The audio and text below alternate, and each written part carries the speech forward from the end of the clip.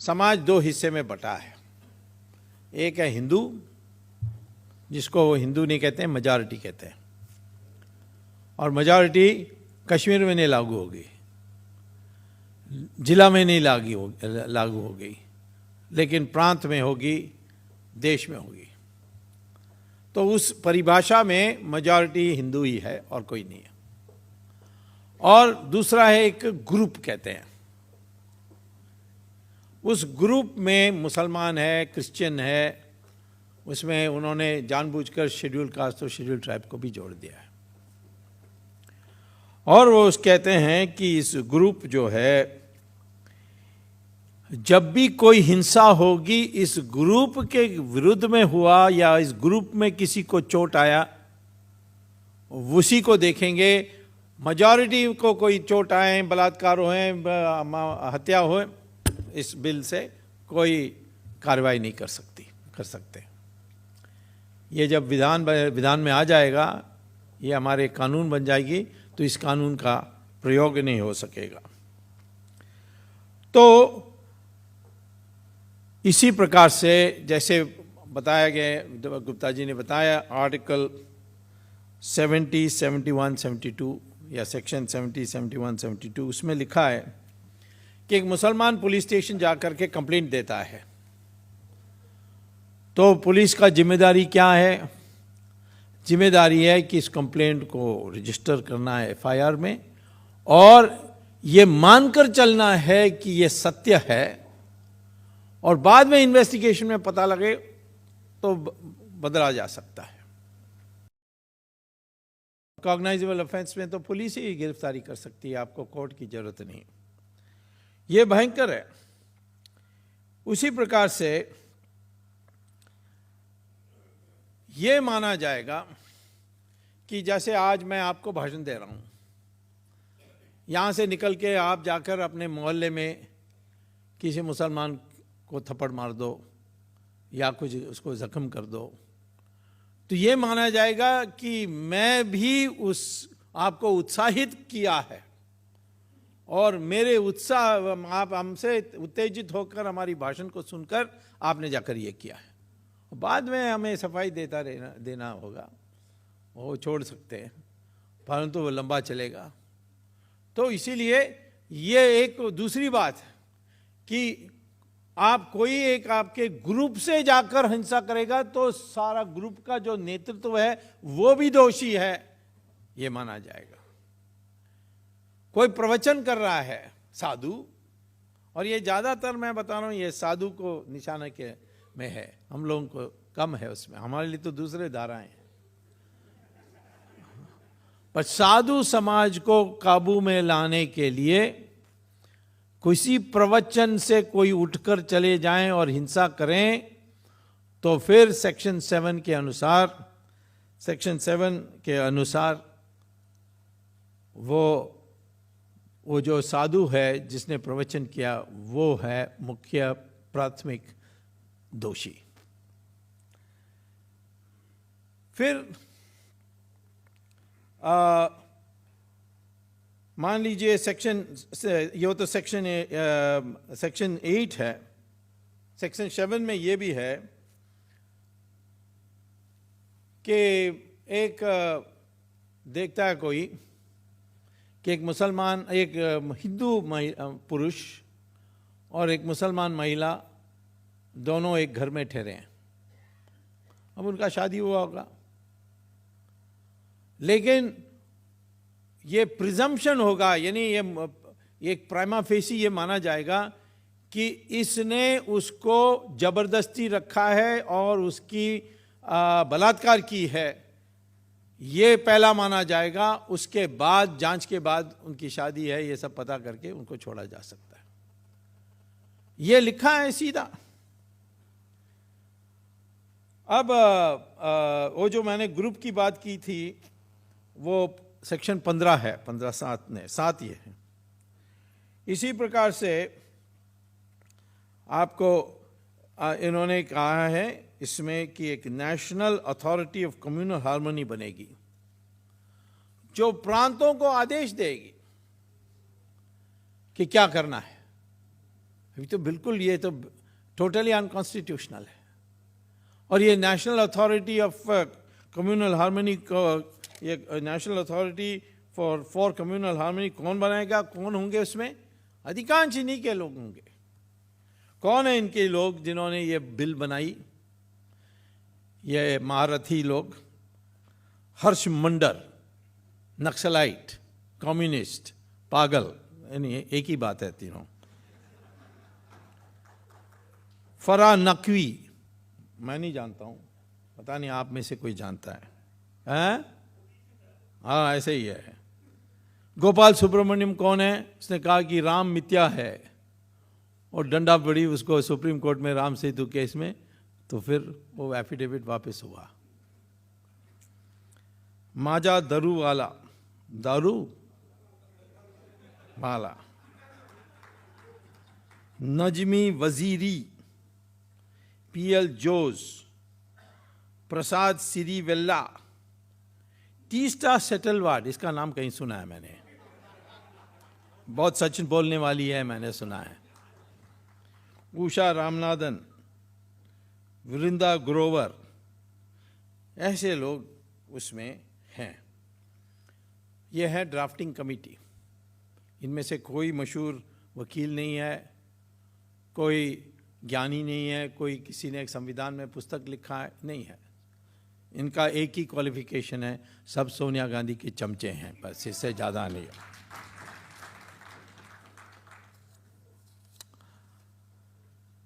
इस बिल का तो अभी नेशनल इंटीग्रेशन काउंसिल में विरोध हुआ। खासतौर पर लोगों ने ये national authority for communal harmony जो बनी है, जो गैर कॉन्स्टिट्यूशनल है, स्टेट्स राइट्स फेडरलिज्म का विरोध करेगा, और अभी तक पार्लियामेंट में पेश नहीं हुआ है। लेकिन आज पेश इसीलिए नहीं हुआ क्योंकि देश में हम लोग ये चला रहे हैं, ये जो मीटिंग कर रहे हैं, ऐसे सारी जगह में मीटिंग्स हो रहे हैं, और इसमें बड़े पैमाने में मीटिंग्स होने के कारण उसके डर के मारे वो सोचते हैं कि अभी इसको ठंडा होने दो, तो इसलिए ठंडा होने नहीं देना है, मीटिंग्स करते जाना है। और देश भर में मीटिंग्स हो रहे हैं और देश भर में होनी चाहिए। लेकिन मैं ये पहले ये बिल का तो विश्लेषण बहुत हो गया है, तो मैं दोबारा उसमें ज़्यादा नहीं जाने चाहूँगा, बट ज़रूर ये कहूँगा कि ऐसा बिल दुनिया में कहीं भी नहीं पास हुआ है। और ये हो रहा क्यों है? क्योंकि हम लोग अपने को हिंदू कहते हैं, इकट्ठे भी हो जाते हैं। जैसे कुंभ मेला में कौन बुलाता? कोई सरकार बुलाती है आपको? करोड़ों रुपए इकट्ठे हो जाते, करोड़ों लोग इकट्ठे हो जाते हैं, इकट्ठे होकर के पूजा करते हैं, कोई घटना नहीं होती है, कोई चोरी नहीं होती है, कुछ नहीं, कोई खबर आता है। इतनी शांति के साथ इकट्ठे होते हैं अपने खर्चे में, कोई हज का जैसे सब्सिडी लेकर तो नहीं आते, तो इकट्ठे होते हैं, फिर चले जाते हैं। उसमें एक हिंदुत्व का जो एक मंशा है वो नहीं है। हम हैं, भगवान की पूजा करते हैं, भगवान की पूजा करने के लिए सब एक ही इच्छा से आते हैं, परंतु अपना अपना ये अलग से इच्छा से, और उनको प्रार्थना करते हैं और चले जाते हैं। ये जो हमारी एक आज हिंदुत्व की मंशा नहीं बनी है हिंदुओं में, यही है पीछे, इसके पीछे। और जब इकट्ठे होकर के हम साथ आएंगे और वोट देंगे, क्योंकि लोकतंत्र में मैदान तो वोट ही है, इलेक्शन ही है, जब एक साथ होकर के वोट देंगे तब हमें इस देश में बदल लाने की संभावना है, एक पुनरुत्थान लाने के लिए संभावना है। आज हिंदू की कमजोरी इतनी है कि हम एक मन से हिंदू नहीं सोचते हैं। हम अपने को हिंदू समझते हैं, हमारे संस्कार हैं, हमारी पूजा की पद्धति है, इस सब का हम आदर करते हैं। दिवाली में मनाते हैं, किसी को बताना नहीं होता है दिवाली मनाना है, देश भर में कोने कोने में, गांव-गांव में लोग मनाते हैं।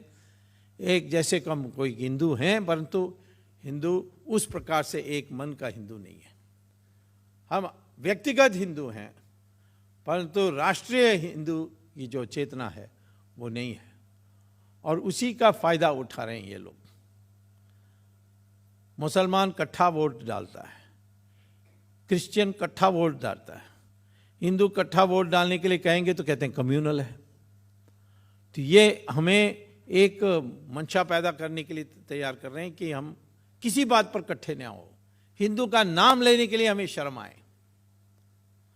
और कई ऐसे संगठन भी हैं जो अपने को हिंदू कहने के लिए भी तैयार नहीं है, यद्यपि उनका सारा भाषण प्रवचन सब हिंदू के नाम पर है।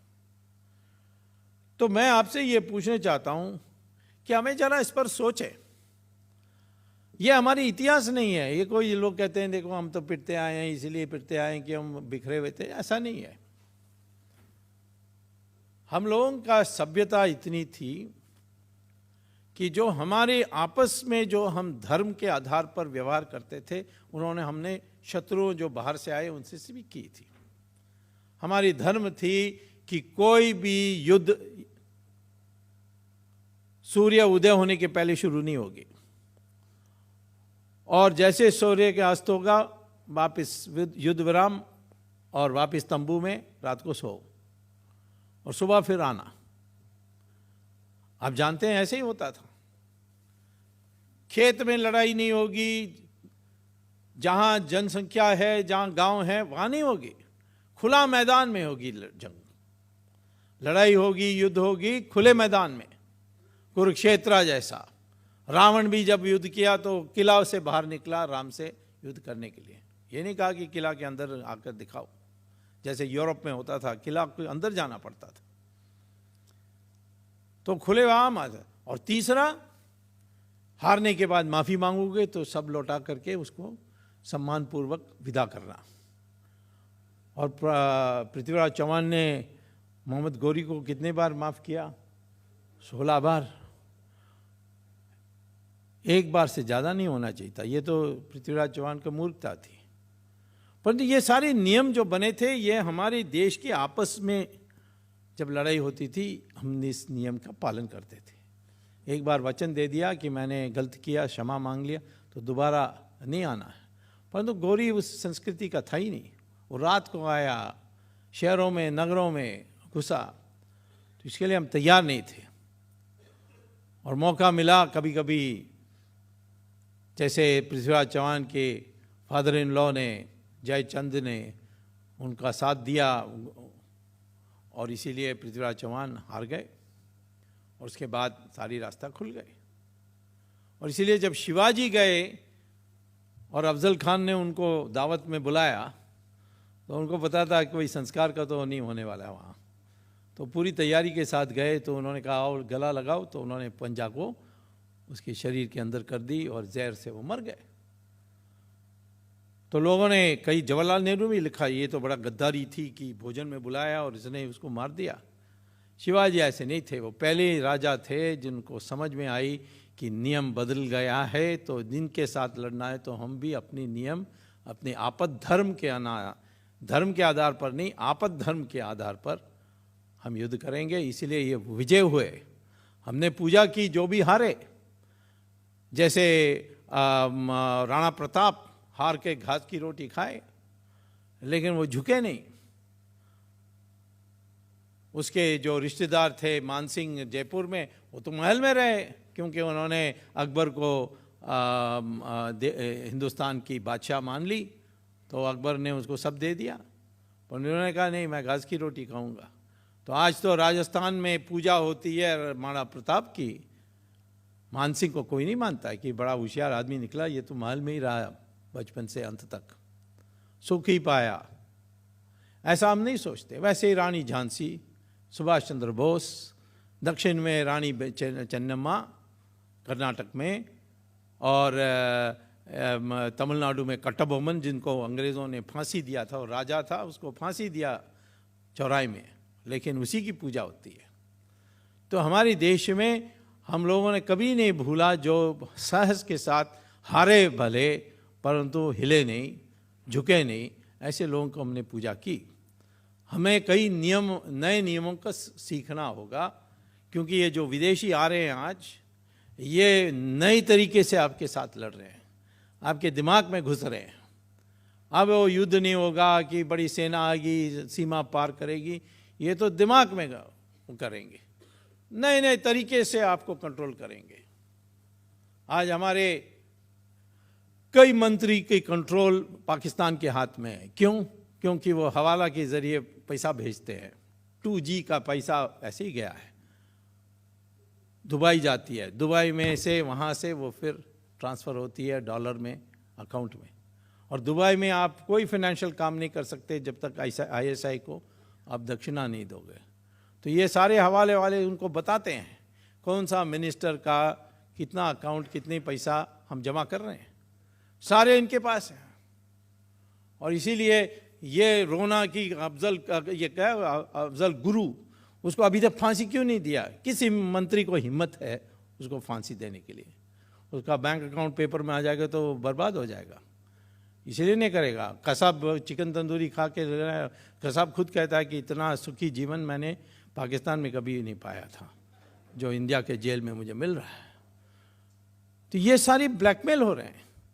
तो ये नया तरीका है काउंटरफीट करेंसी से, और आज हमारे दिमाग में ये तैयार की जा रही है कि हमारी इतिहास ऐसी है, ये ऐसे ही है, ये तो एक देश कभी नहीं था, अंग्रेज़ों ने इसको साथ बनाया, उसके संदर्भ में है। और इसमें आप देखिए मुसलमान का दिमाग साफ है, और इसीलिए मुसलमान को दोष देने की कोई ज़रूरत नहीं। ये कमजोरी हमारे में है। जिस दिन हिंदू इकट्ठा हो जाएगा मुसलमान भी ठीक हो जाएगा हमारे देश में। हमारी मजबूरी, हमारी कमजोरी है हिंदू में एकता ना होने का। देखिए मुसलमान इतनी उसके दिमाग साफ है कि सऊदी अरेबिया में वो आपको मंदिर नहीं बनाने देगा, वो आपको दिवाली घर के अंदर नहीं मनाने देगा, वो आपको नौकरी में जाते समय रामचंद्र जी का फोटो रखने नहीं देगा पॉकेट में। और यदि आप अभी किसी का, मैंने सुना है कि किसी को ये बड़ा हल्ला हो गया है कलकत्ता में कि किसी ने दिखाया किसी क्रिकेटर का रामचंद्र के रूप में, या ये जो विराट कोहली को रामचंद्र के रूप में, और मुसलमान उसको नमस्ते कर रहे हैं, तो उसमें दंगा हो गए कलकत्ता में कल। तो वो वहाँ तो वो आपको, आप अल्पमत में हैं, वो बहुमत में हैं, वो राज कर रहे हैं, तो आपको बिल्कुल नहीं, आप मंदिर नहीं बना सकते। कोई मंदिर है सऊदी अरेबिया में? आपको आप दिवाली नहीं मना सकते, अब रामचंद्र जी का फोटो पॉकेट में नहीं रख सकते। और हमारे देश में वो मस्जिद बनाएंगे, सारे त्यौहार करेंगे। हैदराबाद में कहेंगे रामनवमी भी नहीं कर सकते हैं, और पुलिस भी उनका साथ दिया क्योंकि गवर्नमेंट ने साथ दिया। तो ये हमारे देश में जहाँ भी वो माइनॉरिटी में है, वो जो मांगते हैं, जब वो मेजॉरिटी में आएंगे वो नहीं देंगे आपको। तो ये उनका दिमाग साफ है, माइनॉरिटी में मांगते रहो और मेजॉरिटी में मत दो कुछ जो माइनॉरिटी मांगे। माइनॉरिटी को दबा दो, मरा दो, काट दो, धमका दो, जो भी करना है करो। तो इनके दिमाग साफ होने के कारण हमें समझना चाहिए। मस्जिद को तोड़ नहीं सकते हो, यहाँ कहते हैं राम मंदिर बनने नहीं देंगे, यद्यपि ये मस्जिद राम मंदिर तोड़ करके बनाई गई थी। काशी विश्वनाथ में दिखाई पड़ती है कि काशी विश्वनाथ को तोड़ के मस्जिद बनी है, वृंदावन में दिखती है। वो कहते हैं नहीं, मस्जिद को नहीं तोड़ सकते। लेकिन सऊदी अरेबिया में सब मस्जिद तोड़ते हैं, सरकार तोड़ती है, सड़क बनाने के लिए तोड़ती है। एक बार राजा को, सऊदी अरेबिया का राजा हैं, उनको मक्का में अपना महल बनाना था, तो उन्होंने वहाँ एक बिलाल मस्जिद थी, उसको तोड़ दिया।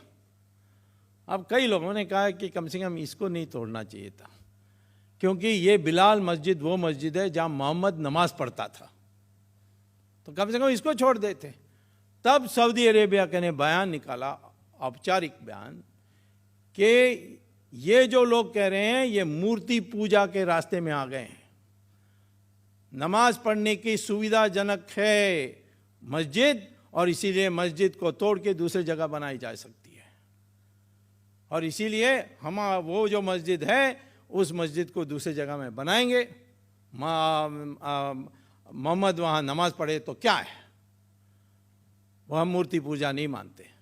और जिन्होंने महल बनाया, हमारे देश में कितने मस्जिद सड़क के बीच में हैं, उसको हटाने को हिम्मत है? पाकिस्तान का भी ऐसा ही होता है, वो मस्जिद को तोड़ते हैं। ये मुशर्रफ ने तो 6 मस्जिद एक दिन तोड़ दी थी सड़क बनाने के लिए।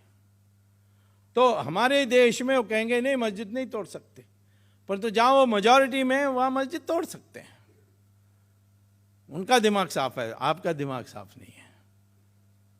कश्मीर में जो नियम चलती है वो दूसरी जगह में नहीं चढ़ेगी। वहाँ तो मस्जिद मंदिरों रोज तोड़ रहे हैं, कोई नहीं बोलता है।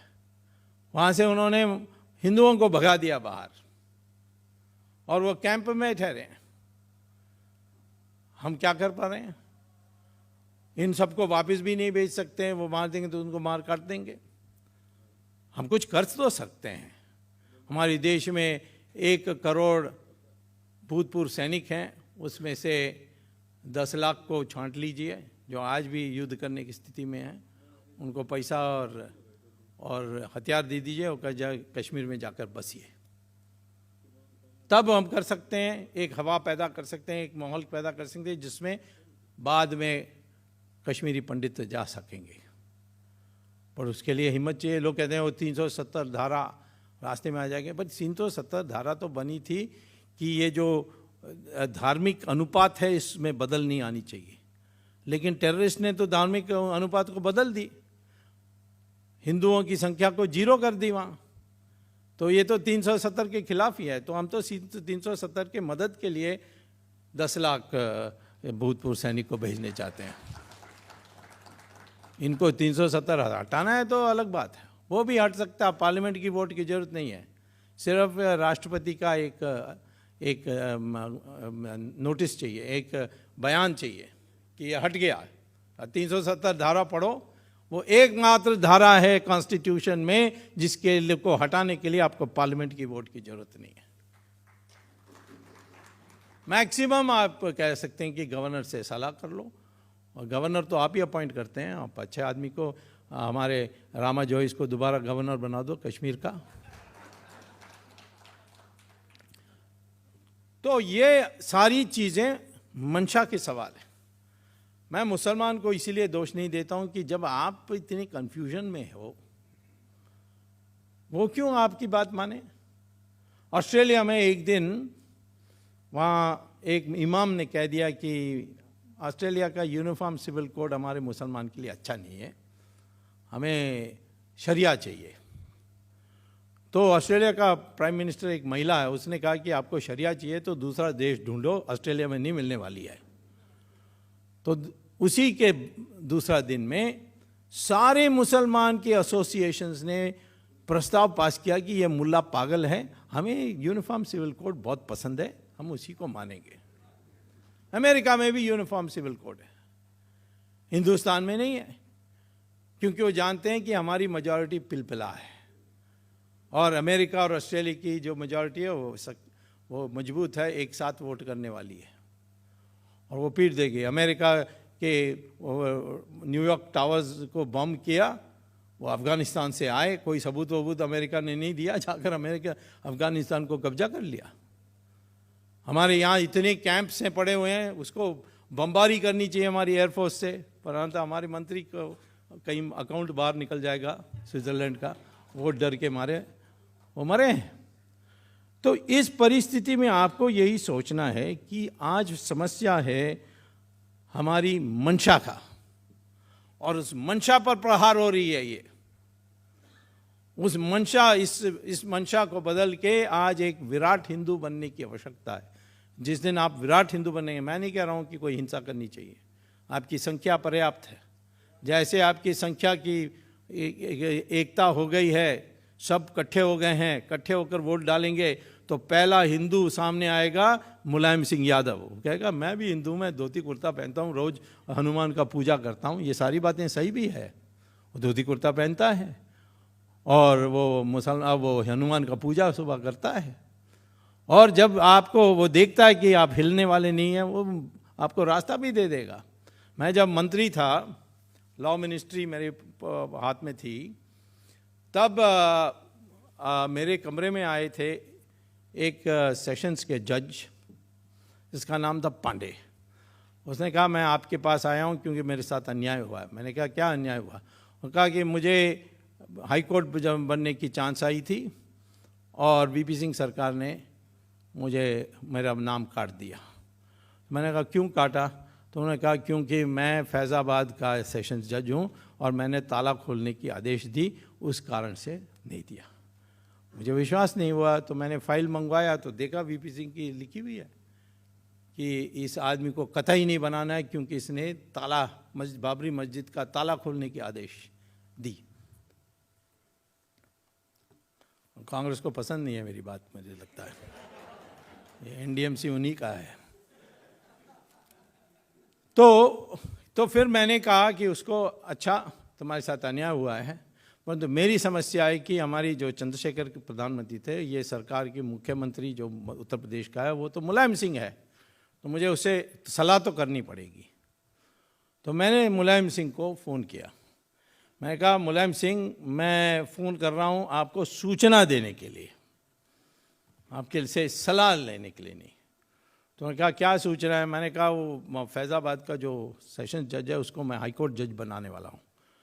तो उन्होंने कहा ओ ये वो पांडे? मैंने कहा हाँ वो पांडे, उसने ताला खोलने की आदेश दी। मैंने कहा हाँ दी। अरे मेरा नाक कट जाएगा, मेरे बेइज्जती हो जाएगी, मत करिए, मैं ये कभी नहीं मान सकता।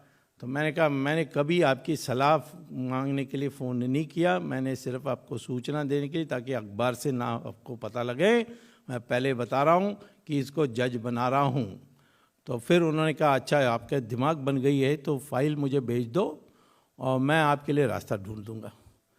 तो उसने फाइल मुझे भेजा, उसमें लिखा कि पांडे निष्कपट ईमानदार ज्ञानी व्यक्ति हैं, लेकिन क्योंकि उसने ताला खोलने की आदेश दी इसीलिए इसको कतई नहीं बनाना। तो मैंने बना दिया। बाद में ये आज़म खान सब चिढ़ गए मुझसे। तो मैंने कहा मैं क्या करूं, ये मुलायम सिंह कहता है कि ये बेईमान है, चोर है, बदमाश है, मैं नहीं इसको जज बनाता। तो कहता है कि ये ईमानदार है, निष्कपट है, ये ज्ञानी है और उसकी जजमेंट नहीं पसंद आई इसीलिए मैं नहीं जज बनाऊंगा। तो मैंने पांडे को जज बनाया और मध्य प्रदेश में मैंने कहा कि अब उत्तर प्रदेश में मत रहिए, आप मध्य प्रदेश में जज बनिए। ऐसे ही चाइना के कैलाश को कब्जा करके बैठी है और दरवाज़ा बंद कर दी थी उन्होंने। तब मैं चाइना गया था, तब मोरारजी ने कहा ये कभी नहीं मानेंगे, कम्युनिस्ट है। तो 3 साल के बहस में वो मान ली। मैं आपको कहता हूं कि जिस दिन आप अपने वसूल पर, अपने मुद्दे पर अडिग रहेंगे, दूसरे लोग आपसे एडजस्ट करेंगे। जिस समय आपका पिलपिला समझौता करने की, लिपा पोती करने की मंशा आ जाएगी, दूसरे लोग आपको धक्का देंगे, आपसे काम लेंगे, आपका काम नहीं करेंगे। तो ये है मंशा जो तैयार होनी चाहिए। जब मैं कहता हूँ विराट, मैं किसी गुंडागर्दी या पीटने का या मारने का, इसकी मैं आपकी कभी सलाह नहीं दे सकता हूँ, क्योंकि आज हमारे देश में लोकतंत्र है। हमारे देश में तानाशाही होती तो ये सब चल सकती थी, फिर तो सुभाष चंद्र बोस सबको बनना पड़ता। लेकिन आज तो लोकतंत्र है और इस लोकतंत्र मेजॉरिटी पर चलती है। हम 83% हैं, इस 83% में 40% इकट्ठा वोट दे देंगे तो आपको तो 2/3 मेजॉरिटी पार्लियामेंट में मिल जाएगी, एक शुद्ध हिंदू सरकार बन सकती है।